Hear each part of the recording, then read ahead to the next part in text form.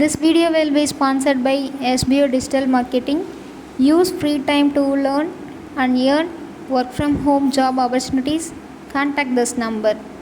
Skip பண்ணாதீங்க. பெரிய தப்பு. தினம் 300 ரூபாய் சம்பாதிக்க அரிய வாய்ப்பு. இன்ஸ்டாகிராம், ஃபேஸ்புக் பயன்படுத்த தெரிந்தால் போதும் content post and content publishing மூலமா தினம் 300 ரூபாய் சம்பாதிக்கலாம். இந்த வேலை செய்ய 5 நிமிடம் போதும். Work training support, group communication support, all language customer live chat support, முக்கியமா சொந்தமா ஒரு பிசினஸ் ஸ்டார்ட் பண்ற அளவுக்கு உங்களால கற்றுக்கொள்ளவும் முடியும், சம்பாதிக்கவும் முடியும். இந்த வேலை வாய்ப்பு வழங்குவது 5 வருடத்திற்கு மேல ரன் ஆகிட்டு இருக்க நம்ம தமிழ்நாட்டு company school of business organisation private limited. மேலும் விவரங்களுக்கு டிஸ்கிரிப்ஷன்ல கொடுத்திருக்க நம்பருக்கு வாட்ஸ்அப் பண்ணுங்க.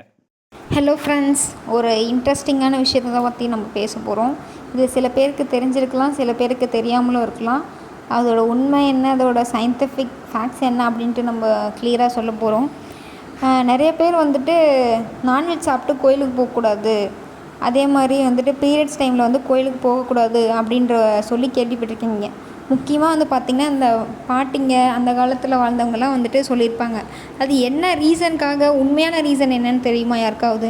தெரிஞ்சால் கமெண்ட் பண்ணுங்கள். தெரியாதவங்களுக்கு நான் வந்து சொல்கிறேன். அது என்ன ரீசன்னா, அந்த காலத்துலலாம் வந்து பார்த்திங்கன்னா கோயில்கள் எல்லாமே வந்து காட்டுப்பகுதிக்கு நடுவில் தான் இருக்குமா.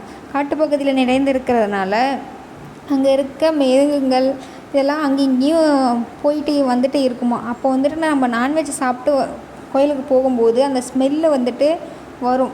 அந்த ஸ்மெல்லை மோப்பம் முடிச்சுட்டே வந்துட்டு நம்மளை அட்டாக் பண்ணுறதுக்கான சான்சஸ் இருக்குது. அப்படின்றதுனால தான் வந்துட்டு கோயிலுக்கு வந்துட்டு நான்வெஜ் சாப்பிட்டு வந்து போகக்கூடாது அப்படின்னு சொல்லியிருந்தாங்க அந்த காலத்துலேருந்து.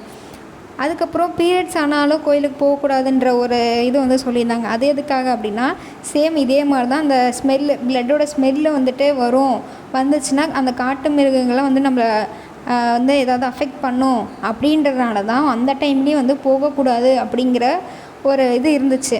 ஆனால் அது அப்படியே மருவி இதுதான் வந்துட்டு சம்பிரதாயம், இதுதான் இப்படி தான் இருக்கணும் அப்படின்ற அளவுக்கு இப்போ மாறிடுச்சு. ஆனால் உண்மையான நியூஸ் என்னென்னா, இதுதான் வந்துட்டு ரீசன். அந்த காலத்து பாட்டிங்கிலேருந்து அப்படியே சொல்லி இப்போது வரைக்கும் தொட்டு அதை வந்து ஃபாலோ பண்ணிட்டு வராங்க. ஒரு சிலர் வந்து பார்த்திங்கன்னா அதோட இதை புரிஞ்சுக்கிட்டாங்க, ஃபேக்டை புரிஞ்சுக்கிட்டாங்க. ஆனால் ஒரு சிலர் இன்னமும் அது வந்துட்டு அது பண்பாடு அப்படின்ற மாதிரி அதை அந்த கல்ச்சர் அது அப்படின்னு சொல்லிட்டு இன்னமும் ஃபாலோ பண்ணிகிட்ருக்காங்க.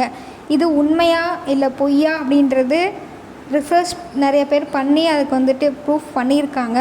ஸோ அதையும் வந்து எடுத்து பாருங்கள்.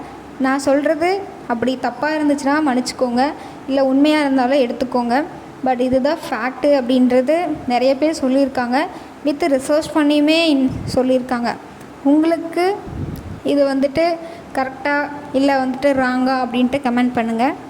அப்புறம் இன்னொரு விஷயம், கோயிலுக்கு வந்துட்டு நம்ம போகணும் அப்படின்னாலும் நமக்கு ஒரு நல்ல மனசு இருந்தாலே போதும். நமக்கு ஒரு பிரச்சனைனா மட்டும்தான் நம்ம போகணும்னு நினைக்கிறோம். ஹாப்பியாக இருக்கும்போது கோயிலுக்கு போய் பாருங்கள், அது இன்னும் ஒரு சூப்பரான ஒரு ஃபீல் கொடுக்கும். தேங்க்யூ.